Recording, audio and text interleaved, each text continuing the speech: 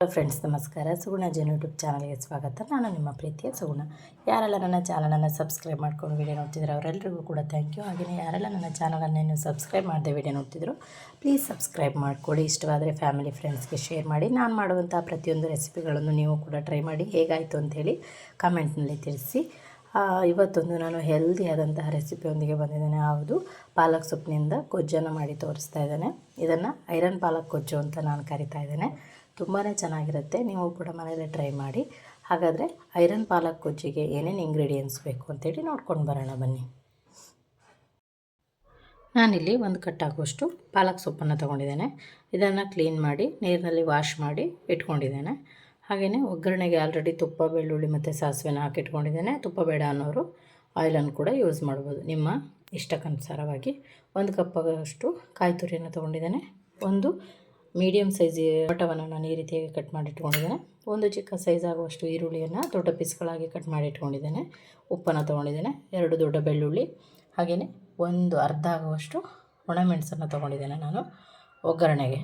ಹಾಗೆಯೇ ಒಂದು ಚಿಕ್ಕ ಪೀಸಷ್ಟು ಹುಣಸೆ ಹಣ್ಣನ್ನು ತೊಗೊಂಡಿದ್ದೇನೆ. 2 ಹಸಿರು ಮೆಣಸಿನಕಾಯಿ, ಒಂದು ಅರ್ಧ ಸ್ಪೂನ್ ಆಗುವಷ್ಟು ಜೀರಿಗೆ, ಹಾಗೆಯೇ 5 ರಿಂದ 10 ಬಿಳಿ ಪೆಪ್ಪರು, ಕಾಳು ಮೆಣಸನ್ನು ತೊಗೊಂಡಿದ್ದೇನೆ. ನೀವು ಬೇಕಿದ್ರೆ ಬ್ಲ್ಯಾಕ್ ಪೆಪ್ಪರನ್ನು ಸಹ ತೊಗೊಳ್ಬೋದು. ಇಂಗು ತೊಗೊಂಡಿದ್ದೇನೆ. ಈಗ ಇವೆಲ್ಲ ಇಂಗ್ರೀಡಿಯೆಂಟ್ಸ್ಗಳನ್ನು ನಾವು ಸ್ವಲ್ಪ ಎಣ್ಣೆಯಲ್ಲಿ ಫ್ರೈ ಮಾಡ್ಕೊಳ್ಬೇಕು. ಓಕೆ, ನಾನಿಲ್ಲೊಂದು ಪಾತ್ರೆಯನ್ನು ಬಿಸಿಗಿಟ್ಕೊಂಡಿದ್ದೇನೆ. ಈಗ ಬೆಳ್ಳುಳ್ಳಿ, ಜೀರಿಗೆ ಮತ್ತು ಕಾಳು ಮೆಣಸು, 2 ಹಸಿರು ಮೆಣಸಿನ್ಕಾಯನ್ನು ಸಿಡಿಬಾರ್ದು ಅನ್ನೋ ಕಾರಣಕ್ಕೆ ಈ ರೀತಿಯಾಗಿ ಪೀಸ್ ಮಾಡಿ ಹಾಕ್ತಾಯಿದ್ದೇನೆ. ಸ್ವಲ್ಪ ಹಿಂಗನ್ನು ಹಾಕ್ತಾಯಿದ್ದೇನೆ.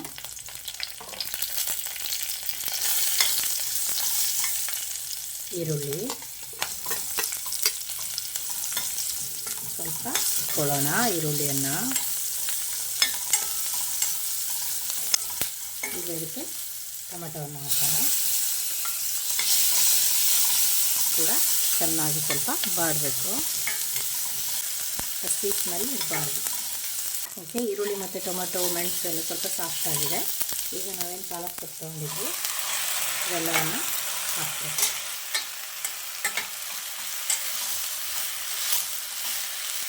ಸೊಪ್ಪು ಸ್ವಲ್ಪ ಕಲರ್ ಚೇಂಜ್ ಆಗೋವರೆಗೂ ಬೇಯಿಸ್ಕೊಳ್ಳೋಣ.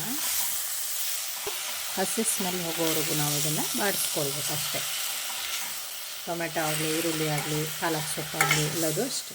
ಅವನ್ನು ಕೂಡ ನಾವು ಈ ರೀತಿಯಾಗಿ ಕಲರ್ ಚೇಂಜ್ ಆಗೋವರೆಗೆ ಸ್ವಲ್ಪ ಫ್ರೈ ಮಾಡ್ಕೊಳ್ಬೇಕು. ನಾನೇನು ಮಾಡ್ತೀನಿ ಅಂದರೆ ಇದಕ್ಕೆ ಸ್ವಲ್ಪ ಉಪ್ಪನ್ನು ಆ್ಯಡ್ ಮಾಡ್ತೇನೆ. ಯಾಕಂದರೆ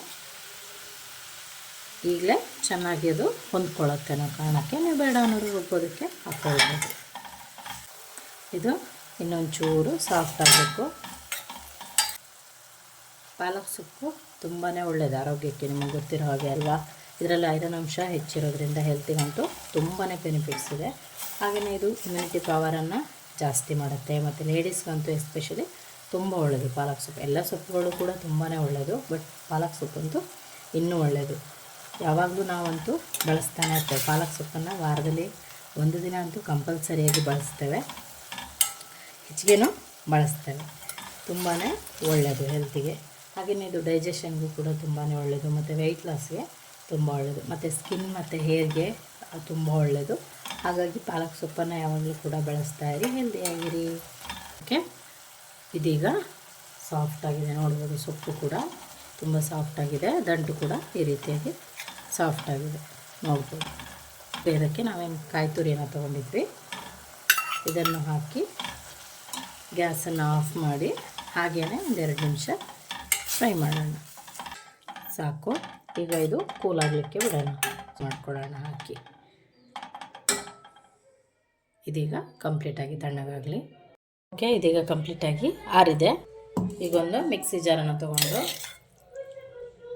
ಇದೆಲ್ಲವನ್ನು ಇದಕ್ಕೆ ಹಾಕ್ತಾಯಿದ್ದೇನೆ.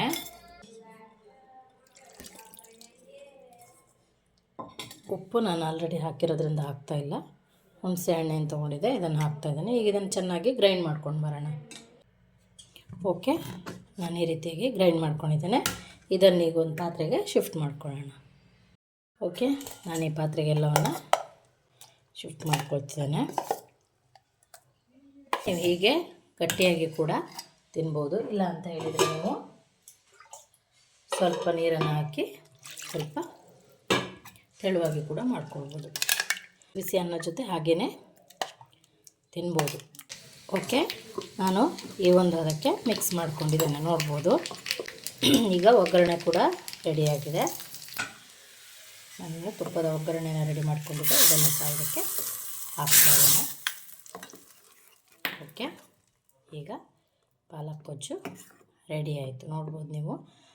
ಇದಕ್ಕೆ ನೀವು ಮೊಸರು ಹಾಕಿದರೆ ತುಂಬ ಟೇಸ್ಟ್ ಆಗುತ್ತೆ. ಬಟ್ ನಾನು ಸ್ವಲ್ಪ ನಮ್ಮನೆಯಲ್ಲಿ ಮಗನಿಗೂ ಕೂಡ ಯೂಸ್ ಮಾಡೋದ್ರಿಂದ ಅವನಿಗೆ ಸ್ವಲ್ಪ ಶೀತ ಇದೆ, ಹಾಗಾಗಿ ನಾನು ಮೊಸರನ್ನು ಅವಾಯ್ಡ್ ಮಾಡ್ತಾಯಿದ್ದೇನೆ, ಕೊಡ್ತಾಯಿಲ್ಲ.